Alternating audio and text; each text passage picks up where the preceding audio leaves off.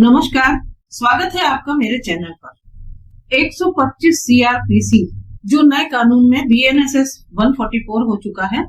तो इस केस के अंतर्गत मेंटेनेंस का केस होता है, जिसमें पत्नियां अपना और अपने बच्चे का भरण पोषण गुजारा भत्ता कोर्ट के थ्रू मांगती हैं हस्बैंड से। अब इस केस में पत्नी कोर्ट के अंदर बताती है कि फला फला तारीख को मेरी शादी हुई थी और मेरी शादी में इतने बाराती आए थे, इतने सारे लोगों का इतना सारा स्वागत किया गया, उसमें इतना लाखों रुपए खर्च हो गए, 20-25 लाख रुपए खर्च हो गए, इतना सारा सोना दिया गया, दान दहेज दिया गया और ना जाने कितने गहने जेवर सब लिखवा दिया करती है। यानी कि A to Z और फिर Z to A इतना कुछ लिखवा दिया करती हैं कि उसमें आप कल्पना भी नहीं कर सकते। और ऐसे में जब पति फंस जाया करते हैं 125 सीआरपीसी के केस में, मेंटेनेंस के केस में, तो फिर उनका कहना होता है कि बताइए मैं क्या करूं, इतनी बुरी तरीके से मैं फंस चुका हूं, जबकि मैंने अपनी पत्नी को घर से निकाला भी नहीं, तब भी उसने मायके में जाकर इतने दिनों बाद मेरे ऊपर इस तरीके का केस डाल दिया है और अब वो मुझसे खर्चा मांग रही है, यानी मेंटेनेंस मांग रही है। और इस मेंटेनेंस को मांगने के चक्कर में उसने मेरे ऊपर ना जाने कितने केस ठोक दिए हैं, यानी कि मेरे माता पिता, मेरे परिवार वालों को, मेरे नाते रिश्तेदारों को भी उसने नहीं छोड़ा है। इतने सारे केस कर दिए हैं मेरे ऊपर, मैं बुरी तरीके से फंस गया हूँ। उसको बस एक ही चीज की रट है कि उसे किसी तरीके से मेंटेनेंस मिल जाए, ज्यादा से ज्यादा पैसा वो मुझसे वसूल सके। बहुत से पढ़े लिखे लड़के हैं जो कि अच्छी परवरिश हुई है, जिनकी अच्छी पढ़ाई लिखाई हुई है, अच्छा पैसा कमा रहे हैं, 2 लाख 3 लाख,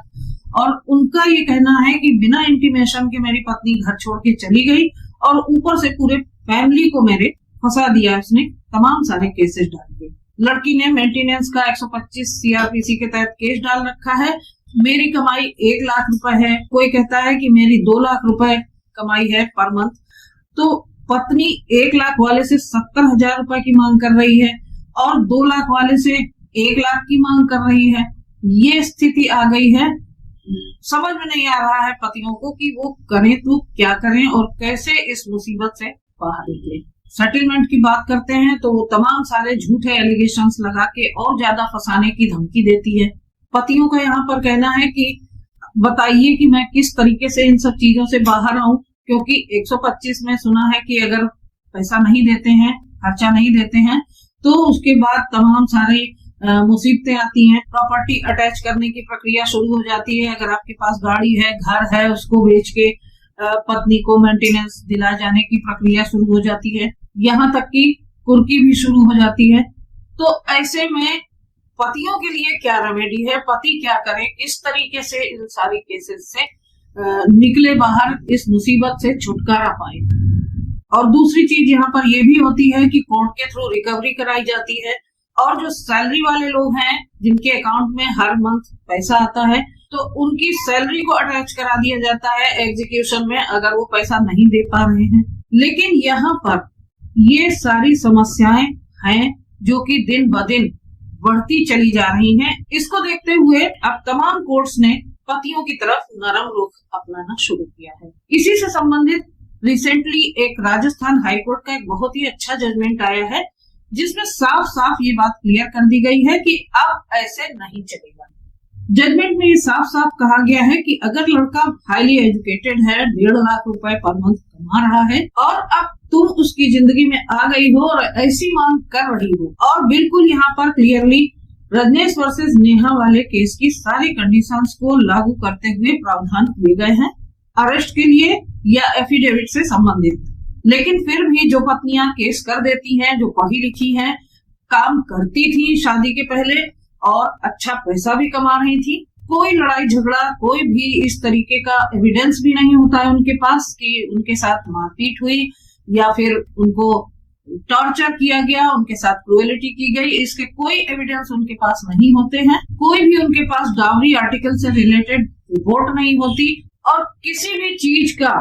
सही जवाब उनके पास नहीं होता है क्रॉस एग्जामिनेशन में। फिर भी उनका ये कहना होता है कि मुझे खर्चा चाहिए और उतना खर्चा चाहिए जो जीवन मेरा हस्बैंड जी रहा है, जितनी एंजॉयफुल लाइफ वो जी रहा है, उसी तरीके से मुझे भी उतना एंजॉयमेंट चाहिए, उतनी लग्जरी चाहिए, उतने उतनी ही सुख सुविधाएं सब कुछ उन्हें चाहिए जितनी उनके हस्बैंड के पास है। तो यहाँ पर ये जो जजमेंट है जिसके बारे में मैं बात कर रही हूँ, हाई कोर्ट राजस्थान जोधपुर का, और ये अभी अभी रिसेंटली 20 जनवरी 2026 का जजमेंट है। इसमें हाई कोर्ट ने एक बहुत ही अच्छी बात कही है जो कि लड़कों के पक्ष में बहुत ही फायदेमंद साबित होने वाली है। इस केस में जो पत्नी होती है उसने फैमिली कोर्ट में मेंटेनेंस का केस किया अपने हस्बैंड के अगेंस्ट, और फैमिली कोर्ट ने 8,000 रुपए पर मंथ मेंटेनेंस का ऑर्डर पास किया। देखिए, बहुत सारी कोर्ट्स हैं जो कि हस्बैंड की सैलरी का लगभग 10%, 20%, 25%, यहाँ तक कि 30% तक भी मेंटेनेंस पत्नी को दिलवा दिया करती हैं, ऐसा आदेश करती हैं। लेकिन इस केस में पति की इनकम का सिर्फ 5% कोर्ट ने ऑर्डर किया, यानी कि हस्बैंड की जो इनकम थी वो थी 1.5 लाख रुपए, और जिसका सिर्फ 5% पत्नी को मेंटेनेंस देने का आदेश किया गया, जो होता है 8,000 रुपए। फैमिली कोर्ट में पत्नी ने बहुत सारे केसेस इसके साथ साथ मेंटेनेंस के साथ साथ अपने हस्बैंड के ऊपर लगा रखे थे। 498A का, DV का और दहेज का केस उसने फॉल्स एलिगेशंस लगाकर अपने हस्बैंड के ऊपर लगा रखे थे, और उन दोनों की एक बेटी भी थी। अब जब पत्नी को फैमिली कोर्ट द्वारा 8,000 रुपए पर मंथ का मेंटेनेंस बांधा गया, तो वो इस फैसले से असंतुष्ट होकर हाई कोर्ट पहुंचती है। हाई कोर्ट जाकर वाइफ ने ये कहा, जो लाइफ स्टाइल मेरे पति की है उसी तरीके से रहना चाहती हूँ, क्योंकि पति गुजरात में एक बहुत अच्छी जॉब में था और उसकी जो सैलरी थी वो 1.5 लाख रुपए पर मंथ थी, और यहाँ पर पत्नी का कहना था कि उसे भी वही लाइफस्टाइल चाहिए जिस तरीके से उसका हस्बैंड रह रहा है। इसलिए 8,000 रुपए बहुत कम है,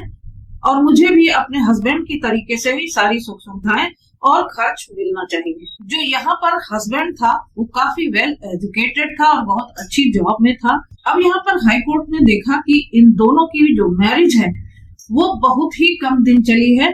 आपको बता दो कि ये मैरिज केवल 57 डेज चली, यानी कि 57 दिन केवल चली, और उसके बाद वाइफ जो है वो अलग हो गई थी अपने हस्बैंड से। देखिए, प्रूफ्स जो होते हैं, यानी कि जो एविडेंसेस हैं, वही बहुत बड़ी ताकत होते हैं, और इस केस में भी यही हुआ कि लड़के ने पूरे जितने भी आरोप लगाए थे पत्नी ने, उन सभी को सिद्ध कर दिया हाई कोर्ट के सामने, और वो आराम से केस जीत गया। यहाँ पर उस हस्बैंड ने ये प्रूव किया कि उसकी वाइफ B.Ed है, M.Ed है, नेट क्वालिफाइड है, और उसके बाद भी वो उसका कहना है कि वो अनएम्प्लॉयड है और अपने माता पिता पर डिपेंड कर रही है। पति की तरफ से हुए क्रॉस एग्जामिनेशन में पत्नी ने इस बात को माना कि वो पहले जॉब कर रही थी और बाद में उसने जॉब छोड़ दी। साथ ही वो क्रॉस एग्जामिनेशन में ये भी सिद्ध नहीं कर पाई कि उसके साथ कोई क्रूएलिटी हुई, कोई मार पिटाई हुई, या फिर कहीं भी उसको कोई चोट लगी, या उस तरीके की कोई घटना हुई है जो भी उसने पति के ऊपर आरोप लगाए हैं। पत्नी यहाँ पर कुछ भी सिद्ध नहीं कर पाई कि उसके कोई भी ग्राउंड सच साबित नहीं हुए जिससे उसको फिजिकली, मेंटली या फिर इमोशनली ब्रेक डाउन हुआ था, और कोई भी ऐसा प्रूफ नहीं दे पाई जिससे ये साबित हो कि उसके साथ कोई भी ऐसी घटना हुई है जैसे कि उसने आरोप लगाए।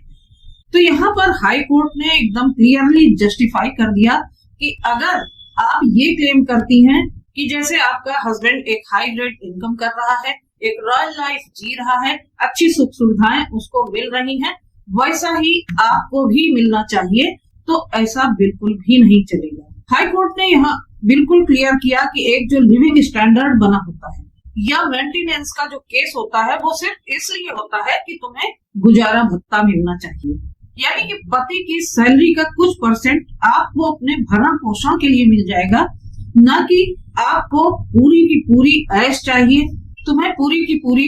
लग्जरी लाइफ चाहिए, तुम्हें गाड़ियां चाहिए, तुम्हें बंगला चाहिए, तुम्हें मेकअप चाहिए, तुम्हें प्लॉट चाहिए, तुम्हें फला चाहिए, तुम्हें ढिका चाहिए, ऐसा बिल्कुल भी नहीं चलता। ऊपर से पत्नी ने अपने पति के ऊपर झूठा दहेज केस भी कर रखा था, जिसमें ना वो कोई मेडिकल का प्रूफ दिखा पाई थी और ना ही कोई डॉक्यूमेंट्री प्रूफ था उसके पास, और ना ही कोई इंडिपेंडेंट एविडेंस दिखा पाई थी, जैसे कि कोई सीसीटीवी फुटेज हो या फिर कोई ऑडियो हो, वीडियो हो, या फिर किसी पड़ोसी का एफिडेविट वगैरह हो। यानी कि उसका कोई क्लेम सच नहीं निकला। जो भी वो बोल रही थी उसमें से कुछ भी सच नहीं था, क्योंकि पति ने यहाँ पर प्रूफ कर दिया था और इसके अलावा वो इस बात की भी इच्छुक नहीं थी कि वो अपने पति के साथ रहना चाहे। तो इस केस में ऑनरेबल हाई कोर्ट ने यहाँ पर देखा कि पत्नी अगर पढ़ी लिखी है, सक्षम है कमाने में, बीएड है, एमएड है, नेट क्वालिफाइड है, या फिर उसके पास कोई इस तरीके का प्रोफेशनल सर्टिफिकेट है, या बच्चों का क्रैश चलाने की क्षमता है, या फिर उसके पास कोई ऐसा सर्टिफिकेट है जिससे वो कोई, अगर पत्नी के पास कोई सर्टिफिकेट है अपना इस तरीके का कि जिससे वो कमाई कर सके आगे, और या फिर क्रैश है, या फिर गार्डन है उसके पास, पत्नी के पास गार्डन था जिससे वो उसे अच्छी कमाई हो रही थी, लेकिन उस चीज को उसने अपने एफिडेविट में छुपा रखा था। तो ये सारी चीजें ऑनरेबल हाई कोर्ट ने यहाँ पर देखी। और इस केस में एक बहुत ही इंपॉर्टेंट फैक्ट ये भी था कि उस लड़की की ये दूसरी शादी थी, और उसकी जो पहली शादी थी उससे उसको 5 लाख रुपए मिल चुके थे, गोल्ड ऑर्नामेंट्स मिल चुके थे। इसके अलावा उसके पास तमाम बैंक सेविंग्स थी और कोई भी लायबिलिटी नहीं थी, और ये शादी सिर्फ 57 दिन के लिए चली थी। यहाँ ऑनरेबल हाई कोर्ट का कहना था कि ये तो किसी की जिंदगी बर्बाद करके सिर्फ उससे पैसा हथियाने वाली बात हो गई। और ऑनरेबल हाई कोर्ट ने इस केस में फैमिली कोर्ट के ऑर्डर को सही मानते हुए फैमिली कोर्ट को ये डायरेक्शन दे दिया कि उसने जो कुछ किया है और जो भी आदेश किया है वो ठीक है, और उसे ही इसे आगे कंटिन्यू करना पड़ेगा। लेकिन पत्नी जो चाहती है कि उसकी जो फाइनेंशियल स्ट्रेंथ है वो बढ़ जाए, उसे वो सारी सुख सुविधाएं, वो अपॉर्चुनिटीज और वो सारी लग्जरी मिल जाए जो उसका हस्बैंड अफोर्ड कर रहा है, तो वो बिल्कुल भी नहीं मिलेगी। और एक तरीके से देखिए तो ये एक बहुत ही अच्छी डायरेक्शन थी जो कि ऑनरेबल राजस्थान हाई कोर्ट के द्वारा फैमिली कोर्ट को दी गई। तो ये एक बहुत ही लैंडमार्क जजमेंट है मेंटेनेंस के केस में, जो बहुत सारे पतियों के लिए एक बहुत बड़ा सपोर्ट है। और इस केस से कुछ और भी बातें सीखने को मिलती हैं कि जो भी आपके ऊपर आरोप लगे हैं, तो सबसे बड़ी ताकत आपके पास एविडेंसेस की है, जो इस केस में अभी आपने देखा कि हस्बैंड ने सारे एविडेंसेस कलेक्ट करके रखे थे, जिसके कारण उसको इतना फायदा मिला। तो मैं यहाँ पर आपको बताना चाहती हूँ कि जो भी